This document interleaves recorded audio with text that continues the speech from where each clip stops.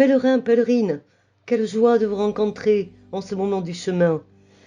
Émus d'être arrivés à Saint-Jacques et sur le point d'arriver à Finistère, nos sacs à dos chaque jour sont plus légers, nous avons été libérés de beaucoup de poids et probablement ces derniers jours, nous sommes en train de nous rendre compte que le chemin commence vraiment quand il est terminé.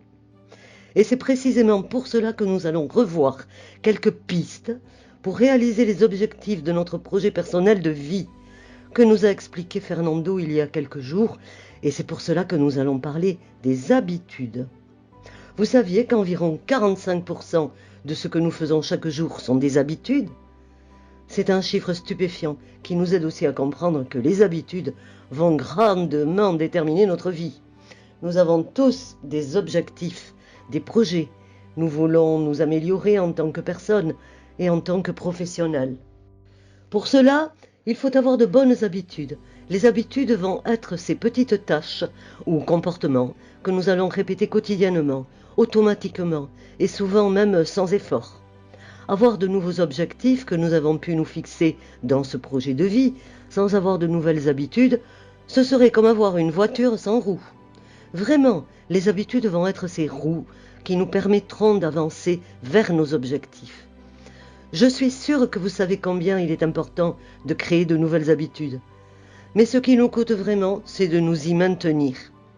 C'est pourquoi je vous encourage à prendre maintenant votre projet personnel de vie et à vérifier ce que vous voulez changer et quelle routine vous voulez incorporer pour améliorer votre vie.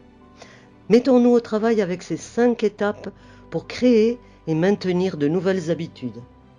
D'abord, numéro 1, commencez petit à petit. Fixez des objectifs précis. Vous pouvez maintenant avoir très envie de changer et d'améliorer les choses, mais si vous voulez tout à la fois, vous finirez probablement par vous épuiser et jeter l'éponge. Il vaut mieux commencer par 1 ou 2 habitudes à la fois. Quand vous les avez consolidées, passez aux suivantes. Quand vous essayez de changer ou de créer une habitude, allez progressivement pour la rendre de plus en plus compliquée. Par exemple, si j'ai décidé de me lever plus tôt, je ne commencerai pas demain en me levant 1 heure plus tôt, mais je le ferai progressivement. Demain, je me lève 5 minutes plus tôt, le lendemain 10, le lendemain 15, et ainsi de suite. Une autre chose, les buts et les habitudes que vous vous proposez doivent être spécifiques, de sorte que vous puissiez vraiment savoir si vous les accomplissez ou non.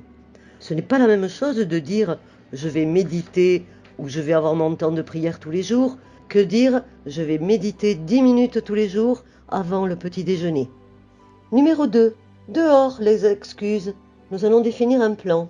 Quand il s'agit de créer des habitudes, nous serons constamment en lutte avec notre cerveau qui va avoir tendance à revenir à ses anciennes habitudes. Donc, les excuses ou les obstacles vont toujours apparaître. Alors, si nous réfléchissons à l'avance, nous allons minimiser le risque d'échec. Nous allons identifier toutes les excuses possibles. Elles peuvent être d'oubli, peut-être que je n'ai pas assez de matériel, peut-être la paresse, ou nous pouvons mettre une excuse de manque de temps. Nous allons identifier les situations dans lesquelles nous pourrions échouer et nous allons créer des tactiques pour les éviter. Par exemple, si vous avez l'intention de faire de l'exercice physique tous les jours, comme nous a encouragé notre coach pèlerine Elena, vous pouvez préparer vos chaussures et vos vêtements de sport la veille au soir. Si, par exemple, vous avez décidé de ne pas être distrait par votre téléphone portable pendant que vous travaillez ou pendant que vous êtes avec votre famille, vous pouvez laisser votre téléphone en mode avion ou en mode silencieux. Vous pouvez désactiver les notifications ou simplement éloigner votre téléphone du lieu où vous êtes. Numéro 3. Utilisez des rappels et des avertissements. Il ne sert à rien d'écrire notre but si nous ne nous rappelons pas de le faire au quotidien. Mettre des alarmes et des avertissements est l'une des clés pour créer de nouvelles habitudes. Tout avis qui vous sert à ne pas avoir l'excuse que j'ai oublié. Numéro 4. Créer des rituels. Une bonne stratégie pour créer de nouvelles habitudes, c'est de les transformer en rituels. Un rituel va être une série d'étapes que nous faisons toujours de la même manière et en plus, ils vont avoir une forte composante émotionnelle, une composante de pleine attention et d'être présent à ce moment-là. Ce rituel va donc devenir un moment spécial pour être avec vous-même.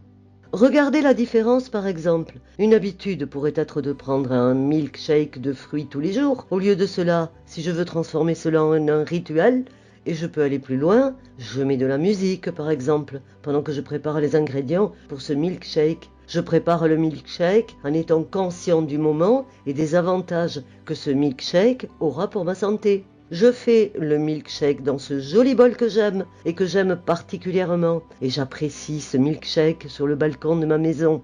Il s'agit, comme vous voyez, de ne pas rester simplement dans l'action, mais de faire un pas de plus en avant, que nous allons mélanger l'habitude avec cette attention pleine, avec ces émotions pour créer une encre positive et vraiment construire cette habitude.